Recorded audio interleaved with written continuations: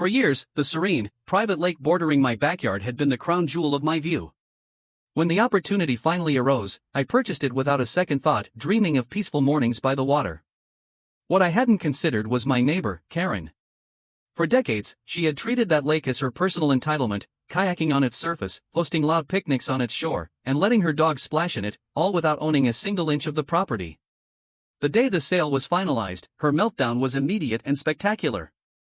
She stormed over, her face flushed with outrage, shouting about her perceived rights and vowing to mobilize the entire homeowners association against me.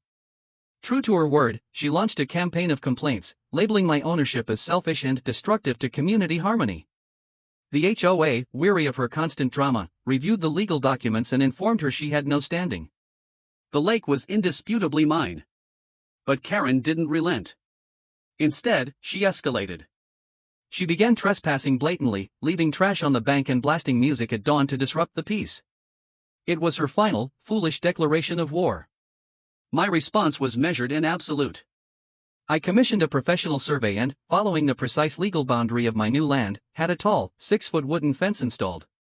The fence did more than mark a border, it became a stark, physical verdict. It ran directly along the property line, which now cut through the very heart of what she considered her domain. Her backyard was literally split in half, her patio and garden severed from the lakeshore she had always used. The day it went up, I witnessed her second, even greater meltdown from my window. She stood frozen on her lawn, then erupted into screams of fury, shaking her fist at the unyielding barrier. Now, I enjoy the tranquil lake from my side, the water calm and undisturbed.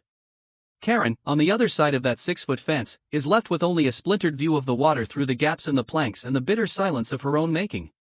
The HOA has no quarrel with a properly erected fence on private land. Sometimes, the only way to silence an entitled Karen is to build a wall so definitive, even she can't complain her way over it.